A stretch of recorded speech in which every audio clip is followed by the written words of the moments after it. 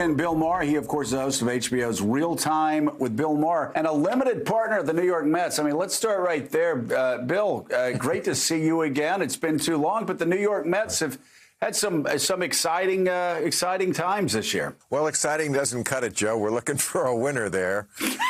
Maybe they can still pull it out. They are a team that I love to watch because they have an offense now, but that relief core has got to go. Yeah, I mean, the Boston Red Sox, any Boston Red Sox fan understands that. Let's talk about the debate. We're going to have, obviously, the third Democratic debate tonight. What are you looking for? Strength. You know, I think people vote not on policy. I don't think a lot of them know a lot of the policy. I think they look for strength versus weakness in what they perceive as strength. So that's what I'm always looking for in the Democrat. That's what I think they like about Trump. They see him as strong because he's blustery and he never backs down and he looks like Henry VIII and he acts like it. So for me, a Democrat who can project that, I think, is our best bet. So my Democratic friends, my entire life, as a Republican, lifelong Republican, I always heard my Democratic friends talk about how bad their party was at politics, at winning. I didn't really understand that until this year. I sat through the last debate screaming at the television set as one Democratic candidate after another suggested that Barack Obama was too conservative on health care and immigration. How maddening is that to you that they're having this race to the far left? It's not good. It's kind of a cancer on progressivism. I've been saying this for years, that, first of all, you have to stand up to Twitter. Twitter isn't us. Twitter isn't the rank and file Democrat. It's not even most liberals. But they don't do it. This race is begging for someone to do a kind of a sister soldier moment. With that far left. Maybe, you know, Trump wants to run against the squad. Maybe that would be a good place for that kind of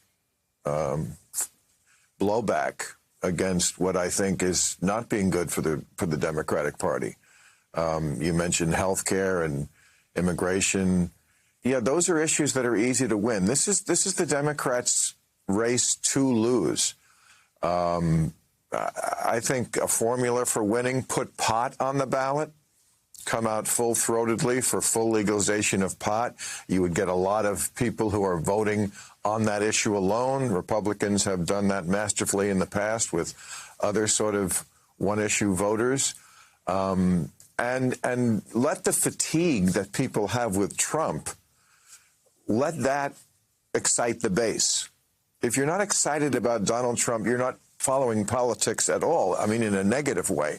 And then you have the whole field to the center. But yes, if you run on taking away people's health care and taxing them too much and taking away all their guns, and trans women get abortion rights, I think that came up in the first debate, I don't think you're going to win this election. I think the only way the Democrat loses is to convince a lot of people that they are actually scarier or crazier than Trump, which is not easy to do, but I think they can. Yeah. So what is it about Democrats? What is it about Democratic candidates? What's in the DNA? And I've never understood this. My political hero, even though I was Republican for most of my adult life, was always Bobby Kennedy. What I loved about Bobby was he was a progressive. He was a liberal. He was tough, though.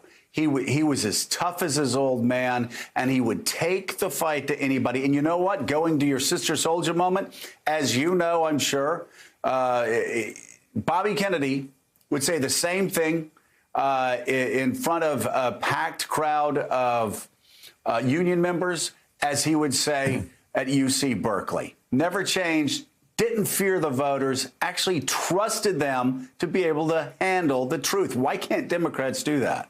Yeah, because again, they project kind of weakness, and I think it's internal. I mean, you see them already apologizing too much for things that really don't merit an apology. Obviously, if you do something terrible, you should apologize for it. But we've seen it up and down the ranks of people who've had to start their campaigns, and that's not a good way. You keep saying you're sorry, you look like a sorry candidate, and people think, well, gee whiz, why am I voting for this guy? He's tripping over himself to say he did this wrong, she did this wrong. The Trump voter, I don't think they are blind to Trump's myriad flaws. If you talk to them, what they always say, what they like about him, he's not politically correct. You know, he doesn't back down, especially that thing about political correctness. I think we underestimate how much America has been choking on political correctness for 25 years. Somebody should have done a show about that years ago. It would have been a good idea. I was going to say, I think I was on that show about 25 years ago. And you lead into my biggest concern for democracy as we move forward. And that is not just in America, but across Western democracies as well.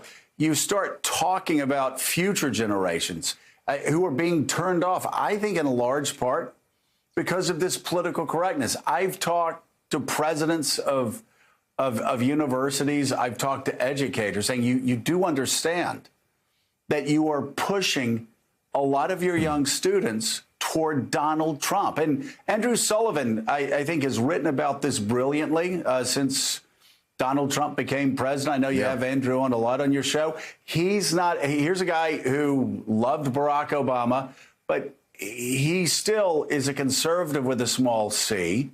And he talks about this all the time. He said, you want to know how Stephen Miller was created? Let me explain. And he does. He goes, and we're making the same mistake over and over again. Yeah, I mean, you mentioned the campuses. Ronald Sullivan, you saw that story?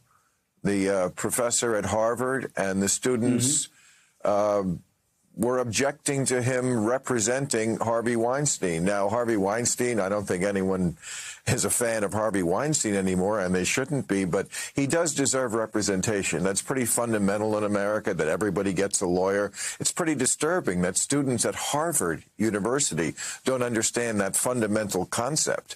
And we hear these terms, you know, snowflakes and safe rooms and stuff like that. And I think people, like I say, they don't really follow policy that closely. They don't know the difference between Ted Cruz and Penelope Cruz. They just know that when they read these little stories on and on and on, it always seems to be the left that is defending some sort of something that's so ridiculous that they say to themselves, I can't let these people take over the country. Yeah, I don't think Trump is good, but I can't let people this weak take over, this fragile. Fragility is not a selling point when you're running for leader of the free world. Now, you know, it usually happens on college campuses on the left. You talk about the cancel culture this past week at my old alma mater, University of Alabama. You had a leader in the administration fired because of a tweet that was a couple of years old. Somebody brought it up, and suddenly it was conservatives at Breitbart. It was conservatives at other publications that engaged in the very cancel culture that conservatives supposedly oppose. Yes, I was canceled by conservatives almost 20 years ago. I'm sure you remember that.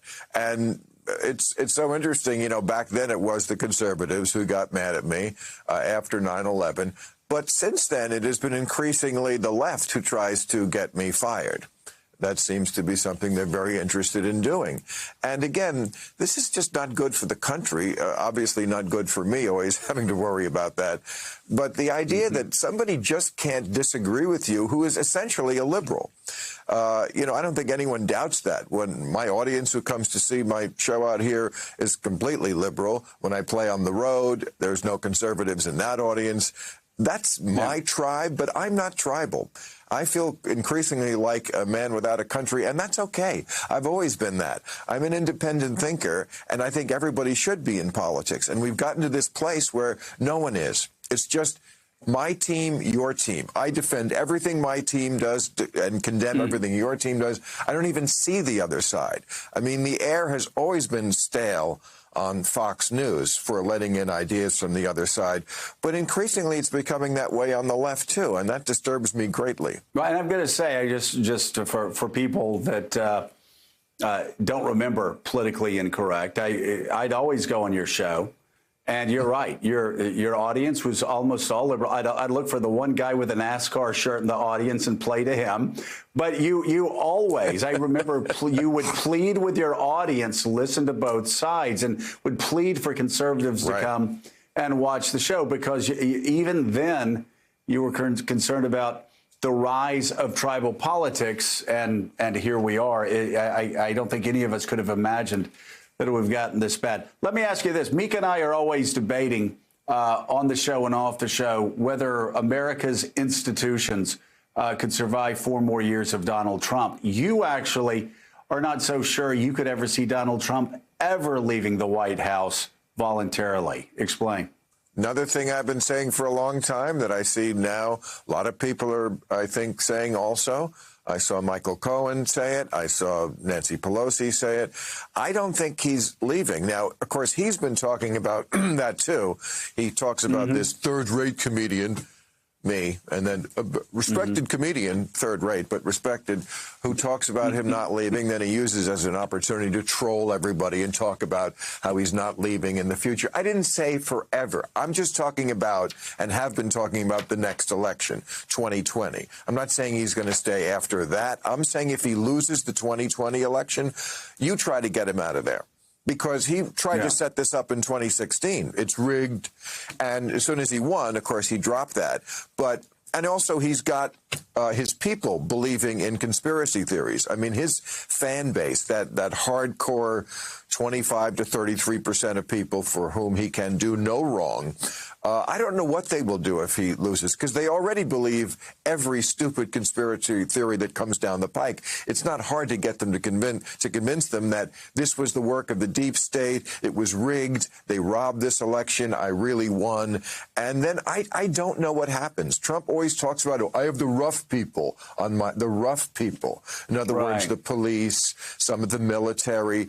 So it's going to get to be one of those situations where we have to literally physically remove him, and then who does that and who takes his side? I mean, we've seen this happen, of course, in countries we never imagined could be us, third world countries, dictatorships, where the guy just doesn't leave and says the election, but he's done everything else those kind of dictators do. Have scary rallies, talk about locking up your political opponents, talking about the press being the enemy of the people. So don't be so surprised if this other dictator move happens.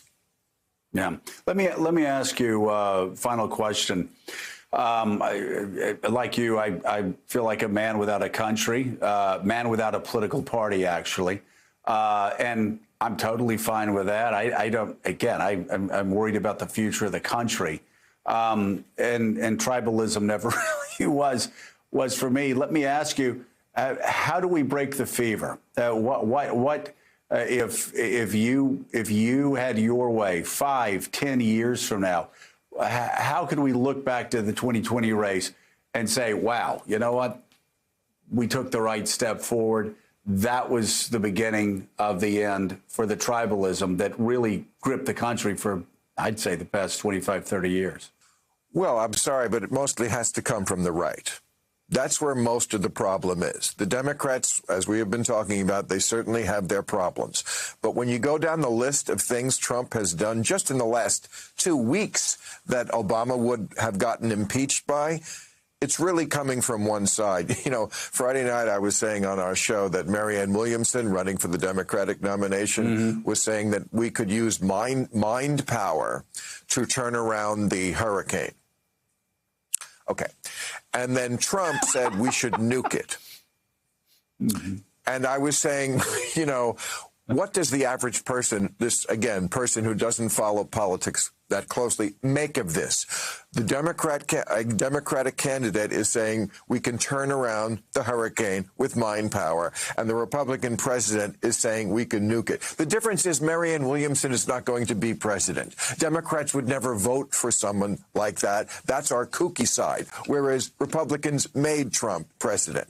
So I'm sorry, but it does have to come mostly from the right. Any chance that, let's say in 2024, we could have an independent president? No, I don't think so. I don't think that's going to happen in this country for a long time.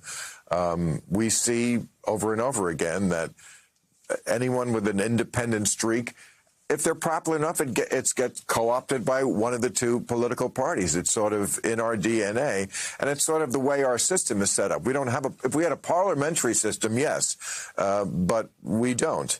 And by the way, in England, we see what's going on there with a parliamentary system. It's a good forewarning for us because Boris Johnson is a kind of a Trump figure, and he's doing horribly. The people don't like him. But what do you have on the left? Jeremy Corbyn, someone who is so scary to middle-of-the-road voters, and we don't want the same thing to happen. I love Elizabeth Warren, but she does scare me a little bit because, again, all we have to do to win this election is not be scarier to people than Donald Trump. Now, the difference between Britain and the United States, if you look at Johnson and Donald Trump, is you actually have conservatives that will stand up to their leader in Britain. Something we need here. All right, Bill Maher, thank you so much. It's great seeing you again. I hope to see you again sometime very soon. Well, come out and do my show. We keep asking you. You never show up. Okay, I'll show up next time. Thank you so much, Bill Maher. Greatly appreciate it. All right. And we'll be right back. Thanks, Joe. Thanks for checking out MSNBC on YouTube, and make sure you subscribe to stay up to date on the day's biggest stories. And you can click on any of the videos around us to watch more from Morning Joe and MSNBC. Thanks so much for watching.